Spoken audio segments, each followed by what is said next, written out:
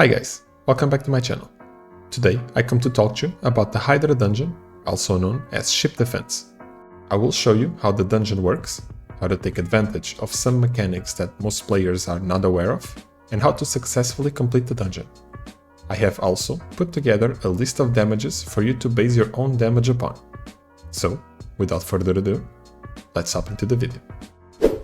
The Ship Defense is a fast-paced dungeon that requires a decent amount of DPS to be successfully completed. It is one of the most profitable dungeons nowadays due to its valuable rewards and minimal time consumption.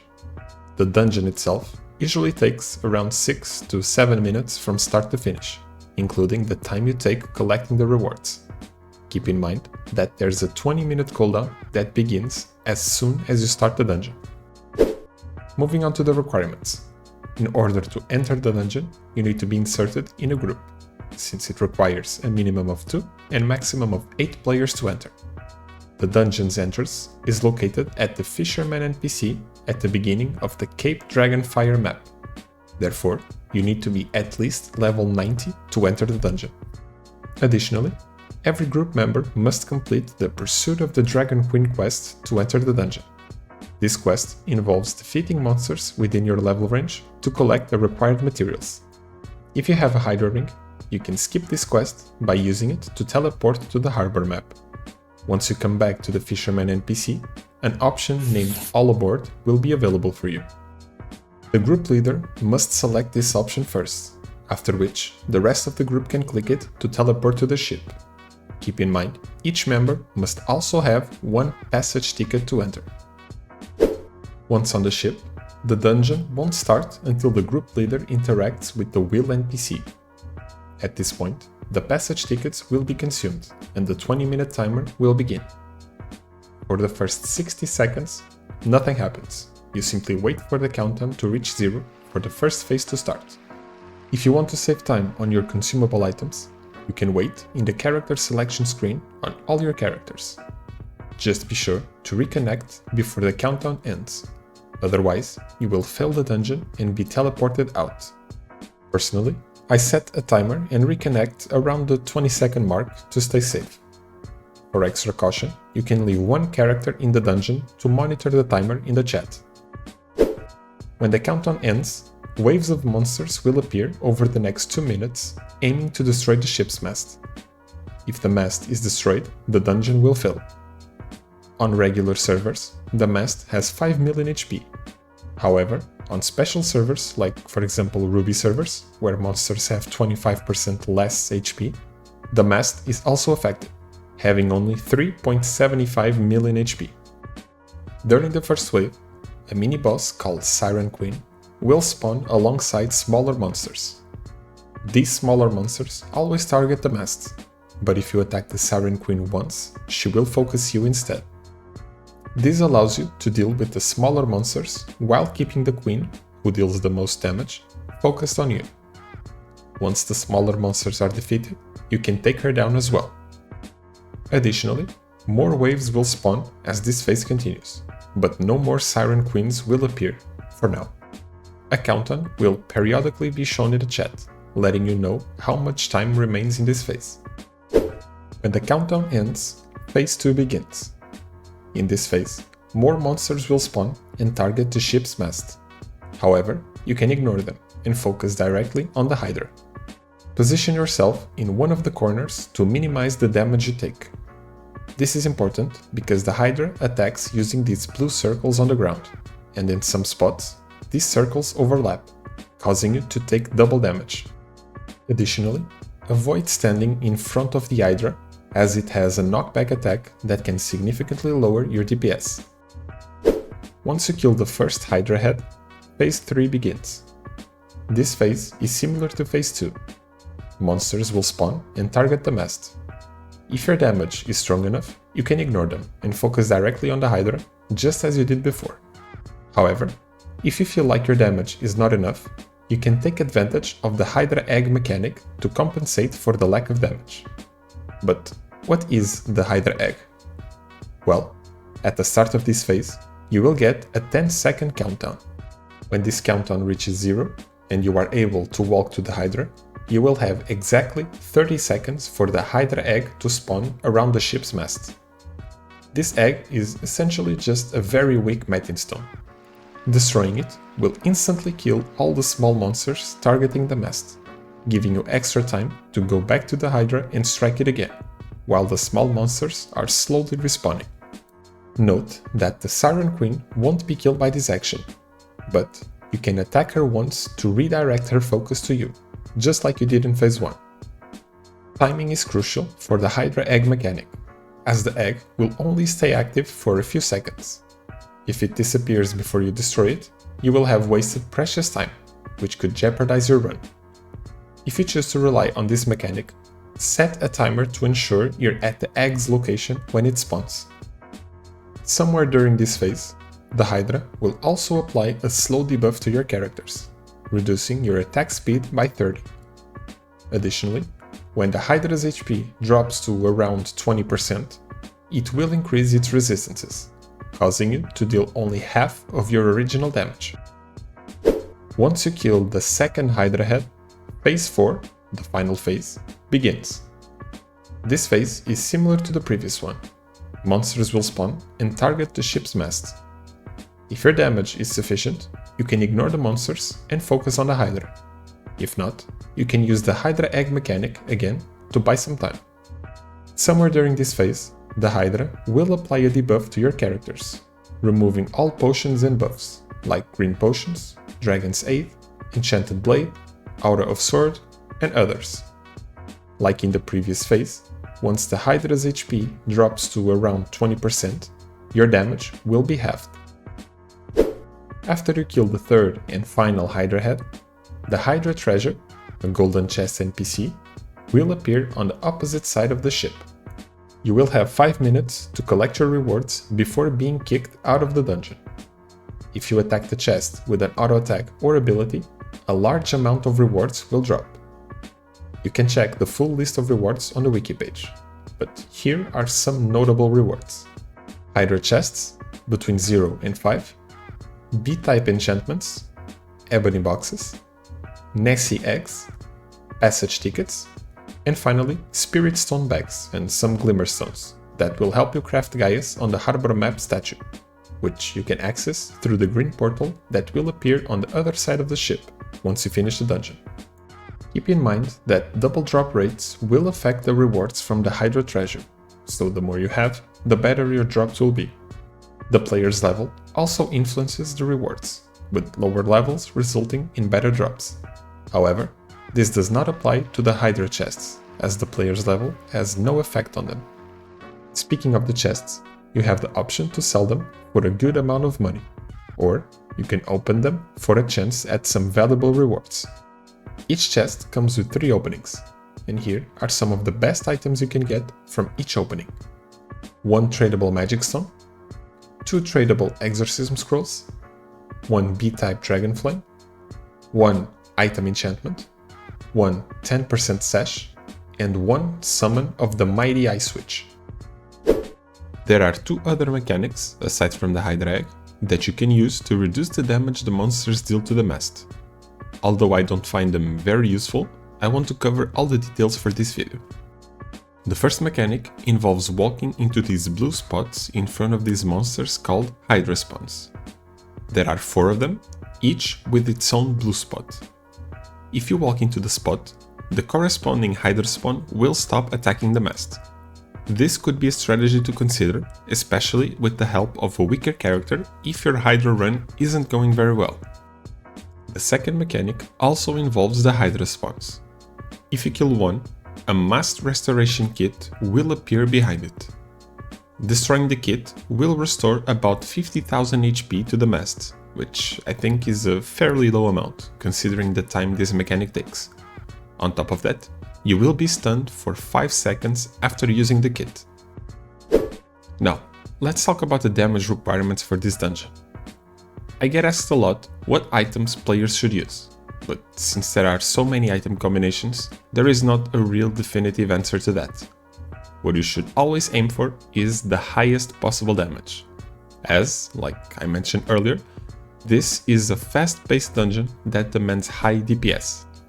What I can offer though is some data on the damage needed to kill the HYDRA solo. I've gathered this information into a table that shows the on-hit damage dealt by different races across various servers, without the use of the HYDRA egg mechanic. The data assumes that all characters are using the maximum attack speed for their race and are activating their combo ability, except for ninjas, since that reduces their DPS. I did not include bows, fans, or two-handed swords in the table because, let's face it, no one wants to kill the HYDRA on hit with those weapons unless they're just showing off. The values I've compiled come from watching videos and streams of HYDRA runs on different servers, as well as speaking to players of various races and servers. This helped me gather some of the values. Keep in mind that the dungeon was reworked on September 8th, 2020, which increased its difficulty, so any damage data recorded before that date is outdated and shouldn't be taken into account. With that said, some of these values may not be 100% accurate, as I could not find enough recordings or player feedback for some races or servers, so I had to estimate them based on character DPS. But overall, these values should be pretty close. If you think something's off, feel free to let me know in the comments or in our Discord server, where I will keep this table updated if you want to check it out.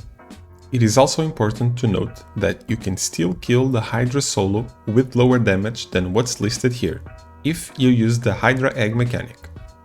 However, it is not that uncommon for the egg to spawn too far from your position, or you get stunned or knocked back by the HYDRA, preventing you from reaching it in time. It happens more often than not, so while the egg can help, relying on it means that you might fail the dungeon occasionally. When it comes to the damage for magical characters to kill the HYDRA, it's a bit trickier. I couldn't create the table for shamans and black magic suras because their damage varies significantly. However, I can share here the damage I dealt with my dragon shaman when I first started soloing the HYDRA on my minus 25% HP server. Keep in mind that I was still weaving some auto attacks in between abilities. In the future, we might be able to put together a similar table, which I'll share on the Discord. If you have any information that could help in building this table, feel free to let me know. Another popular method for killing the HYDRA is using polymorph marbles. Here is a similar table showing the polymorph damage across different servers. As before, these values do not account for the HYDRA egg mechanic, and assume that all characters are using the maximum available attack speed. I will not get into too much detail about how the polymorph works. I will leave that to a video of its own. But I do want to highlight a few key tips that you should keep in mind. The first, and probably most important one, is to make sure that you have your polymorph ability maxed out for maximum damage output. The second tip is that most of the available attack value bonuses will not work under the effect of a polymorph marble. That includes Blue Deuce, 6th and 7th bonuses, Biologist quests from level 60, 92 and 94, Ruby Alchemist, and more.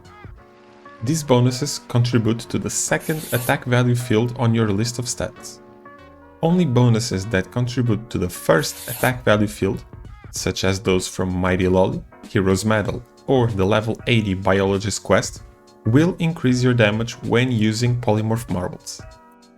The third tip I have for you is that if you plan to farm HYDRAs using polymorph marbles, I recommend you to invest in items that grant the 6th and 7th bonuses, earn Power of Ice for X amount of seconds in combat. Ideally, you should aim for 3 to 5 seconds of this bonus on each item. Here is why. Since the attack value from the 6th and 7th bonuses doesn't work with polymorph, this bonus serves as the best alternative. For example, if you have a helmet with 5 seconds of this bonus, the next time you engage in combat with any monster, you will instantly gain 30 Power of Ice, which gives a huge damage boost. It's like upgrading your Ice Talisman from +4 to +34. The bonus has a 60-second cooldown, so after the 5 seconds expire, you will need to wait another 55 seconds for it to reset. This bonus is cumulative, so you can stack it on multiple items. For instance, if you get 5 seconds of this bonus on 8 different items, you will have a total of 40 seconds of Power of Ice. This means that for 40 whole seconds you will enjoy a massive damage boost, and after a 20-second wait, you will have this boost again. But the best part of using this bonus in this dungeon is that, even though it has a 60-second cooldown, it resets every time you enter a loading screen. Since you enter a loading screen after each phase in the HYDRA dungeon while you are using a Polymorph Marble, this means that the cooldown resets after each phase, allowing you to use the bonus for its full duration again. Lastly, the fourth tip I have for you is that the magical and melee attack bonuses on items like, for example, the level 100 helmets or pets such as Porky are not very effective when using a Polymorph Marble. Instead, consider using a skill damage resistance helmet if you are struggling to survive the HYDRA's damage, along with the Mini-Doll pet, which provides 20% strong against monsters. This bonus can also be found on the dragon attack marks, and that is why when you use one in combination with a Polymorph Marble, the damage doesn't seem to increase that much. Now, to finish off this video, I have some extra tips / additional information for you. Starting with number 1. Even though some of the smaller monsters in this dungeon are affected by the bonus Strong Against Devils, the HYDRA itself is not. Number 2. Even though I previously showed you the damages for killing the HYDRA solo, that is not an easy task, as you can probably tell from the high values in that table. Most players use 2 characters to hit the HYDRA and complete the dungeon, and there is nothing wrong with that, you can still make good profit. Common duos for this dungeon are 2 ninjas or a warrior paired with a ninja, since both are excellent polymorph users, thanks to the high attack value on their 2-handed swords and bows. In addition, ninjas also have the option to use daggers, which gives them an insane amount of DPS, making them a versatile on-hit option for this dungeon. In fact, I think they're the best on-hit choice. Number 3. If you are using 2 characters to complete the dungeon, you don't need to bring a third one, which is usually a shaman to buff the others. Unless your damage is really low, you can simply buff your characters outside of the dungeon, enter it, and then go to the loading screen on both characters while you wait for phase 1 to start. Log in on the weaker character to clear phase 1, then log in on the strongest character just before phase 2 begins. As long as your buffs are maxed out, your strongest character will remain under their effect throughout the 3 HYDRA heads, while the weaker character will lose the buffs around phase 3. However, this won't matter much. Number 4. Regarding the consumable items, you should use just enough to comfortably complete the dungeon.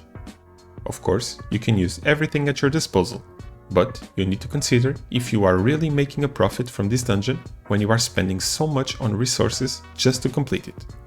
The consumables shown on the screen are the most commonly used ones. I recommend using 3-minute dues, as that's roughly the time it takes for you to kill the 3 HYDRA heads. Number 5. Speaking of dues, it is now possible to use them on Auto Hunt.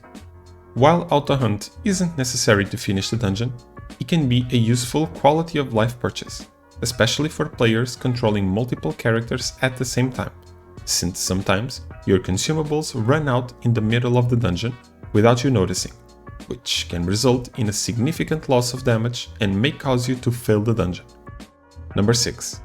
If you ever find yourself in a situation where the dungeon run is going badly, but there's still chance to complete it, you can try spamming green potions on the 3rd HYDRA head. This helps you maintain your attack speed despite the HYDRA's debuff. However, I wouldn't recommend doing this too often since green potions are expensive and you don't want to waste 10 or more per dungeon. Additionally, sometimes the HYDRA debuff wears off before the HYDRA actually dies at the end of the last phase. If you have a Dragon Shaman with you, you can use Dragon's Aid to boost your critical strike chance and, potentially, save the run. Number 7. During this run, make sure to use a shield or aura outfit with the bonus Defense Against Blackouts, since the HYDRA has a high chance of fainting you. If you get fainted for too long, your HYDRA run might get compromised. Lastly, number 8. If you are looking to start farming this dungeon, the best thing you can do is to simply dive in and test your damage on the HYDRA. You can go with a friend and share the chests as a starter. Alternatively, you can use the damage simulator to check how much damage you would deal to the HYDRA. If you don't know what that is or how to use it, check out the video I made on my channel, where I explain everything you need to know about it. Well, that wraps it up for this video. If you have any questions, feel free to share them in the comments below or in our Discord community. The link is in the video description. If you enjoyed the video, feel free to drop a like, subscribe, and hit the bell button for more content. Also, make sure to check out my other videos and my Twitch stream, which I will also link in the description below. There, you will also find an invitation link to create your own Gameforge account. If you're interested in playing Meteor 2 and supporting the growth of this channel, feel free to use it. Thanks for watching, and I'll catch you guys on the next video. Peace.